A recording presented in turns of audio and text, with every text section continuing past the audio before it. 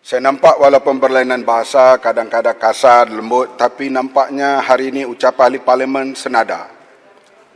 Senada ingin melihat rakyat dibantu. Semalam ketika menggulung perbahasan Timbalan Menteri Keuangan menunjukkan kehebatan Malaysia pulihnya ekonomi. Terutama dia mendedahkan saham-saham yang melambung naik. Ya, bagi orang biasa, mereka tak faham hal saham ni. Saham NKI naik, saham Hang Seng menurun. Saham dibuka dalam keadaan lega, ditutup bercampur-campur. Apa dia bercampur? Apa dia lega? Bagi Makcik Kiah tak faham. Makcik Kiah tahu bagaimana dia nak meneruskan hidup dalam suasana sebegini rupa. Sebab itu Menteri Keuangan hari ini secara terbuka meletakkan Malaysia di landasan yang mana, ekonominya di tahap mana. Saya ingat ini ada, sebagai dia orang bank, dia bercakap, Menteri Keuangan bercakap melalui fakta yang sebenar. Tidaklah nak tonjolkan bahawa pemulihan ekonomi, saham naik, ya saham yang bersangkut paut dengan sarung tangan, top glove, naiklah.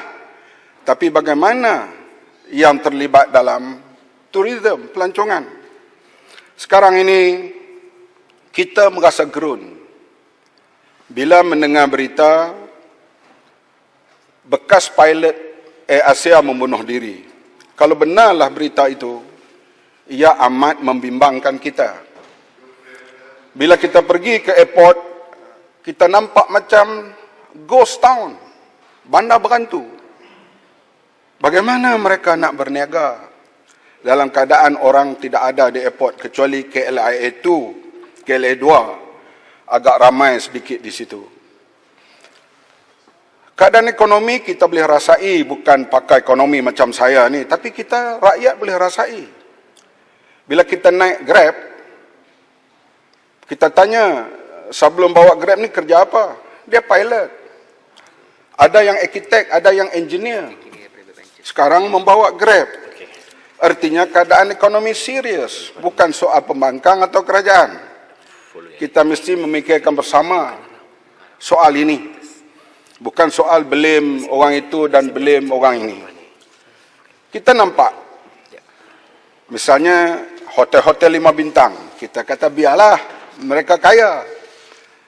Kalau kita masuk hotel 5 bintang kosong, barangkali empunya taukenya itu boleh survive, tapi pekerja, mereka merayu pada kita, kami umur 45 tahun.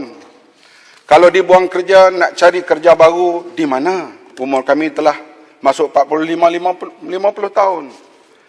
Ini rayuan-rayuan mereka yang begitu ketara sekarang ini. Bila kita pergi ke kedai mamak agak penuh. Kerana di situ jualan makanannya lebih kurang antara RM10 hingga RM20. Mampulah netizen masuk. Sebab itu dalam suasana begini, kemewahan tu janganlah ditayang sangat. Macam makan di parlimen ni seorang RM360. Janganlah dipamer kepada rakyat. Sebab rakyat sekarang ini nak makan pun dia pilih tempat. Sebab itu gerai-gerai kadang-kalanya lebih banyak gerai daripada orang yang kena buang kerja, yang kena cuti tanpa gaji. Tak ada lain yang mereka boleh mulakan perniagaan, melainkan gerai-gerai kecil. Oleh itu, ekonomi ini, saya tidaklah mengatakan darurat, tetapi pengakuan apa yang disebut oleh Menteri Keuangan tadi, memang ada hujah-hujah yang kuat berdasarkan fakta-fakta. Dan kita tahu yang paling berat sekali mereka yang terlibat dalam hal pelancongan dan yang rantaian pelancongan. Sama ada kedai makan mewah, kita kata kedai makan mewah. Restoran Tom Yum dekat dengan kedutaan Amerika, biarlah tutup, itu restoran mewah. Ya, taukirnya mewah, tapi pekerjanya, kalau restoran itu ditutup lama, mereka nak bekerja di mana? Ini yang perlu kita fikirkan secara serius. Sebab itulah pihak kami mengatakan bahawa 55 bilion itu perlu ditambah dua kali ganda karena ini masalah serius yang dihadapi oleh rakyat. Kita lihat negeri yang agriculture based, selalunya mereka agak kurang teruk. Seperti negeri yang ramai penduduk, seperti China, sebab mereka ada domestic trade yang kuat. Mereka boleh jual sama sendiri dalam negara itu. Tapi negeri yang tak berapa besar, yang sederhana seperti Malaysia, pergantungan kepada negara asing itu begitu kuat. Domestic trade kita agak rendah. Kita masih lagi mengimport pertanian, barang-barang makanan berbilion ringgit. Artinya pergantungan kita juga bergantung kepada ekonomi luar negara. Kalau domestic trade-nya kuat, dalaman dagangannya kuat, barangkali perkembangan ekonomi mereka tidaklah minus seperti China dan lain-lain negara. Negara-negara Eropah walaupun ada kesatuan mereka, mereka juga menghadapi masalah.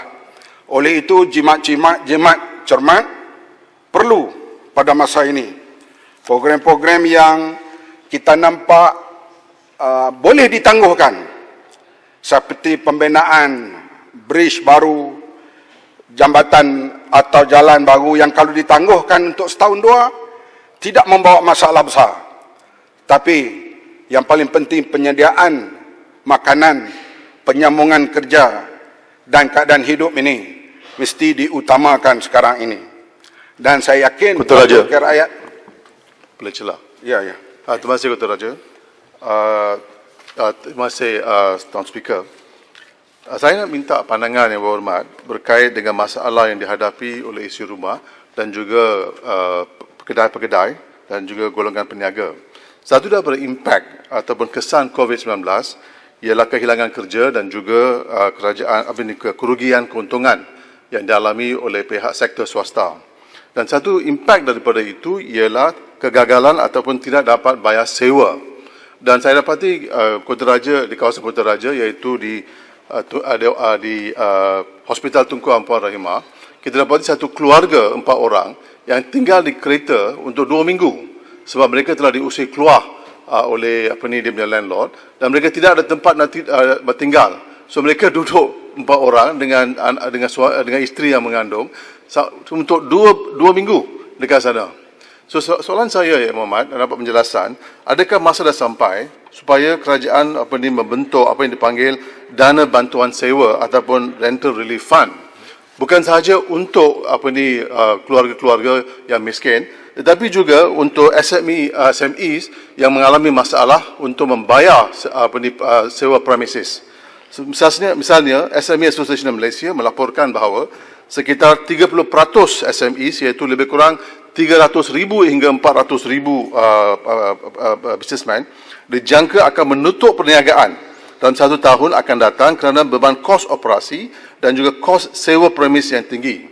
So saya minta Muhammad Kelang, masa tak cukup, Kelang, memberi pandangan mengenai penubuhan dana bantuan sewa untuk keharmonian sosial dan sebagainya, dan juga untuk adakah masa dah sampai untuk satu select committee ditubuhkan untuk mengawasi dana 40 bilion yang dilontarkan oleh kerajaan. Terima kasih, Kelang.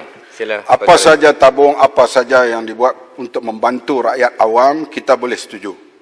Kita boleh setuju. Yang kita tak setuju kemarin, tambah menteri. Yang tu kita tak setujulah. Sebab negeri Malaysia ni, penduduk tak banyak mana, tapi menterinya ramai.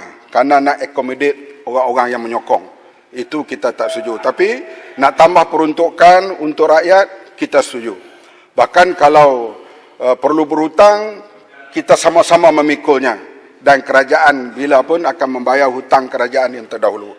Jadi pandangan daripada Kelang tadi, saya amat bersetuju dan perlu kerajaan mengambil perhatian dalam hal ini. Baik itu, sekali lagi saya ucap terima kasih dan saya harap semua kita dalam senada dalam hal pemulihan ini dan kurangkanlah segala bentuk belanja yang membazir sekarang ini. Dan pembaziran ini kalau dapat dikurangkan, kita dapat menyelamatkan uang itu untuk pergi kepada rakyat yang amat memerlukan sekarang ini. Terima kasih.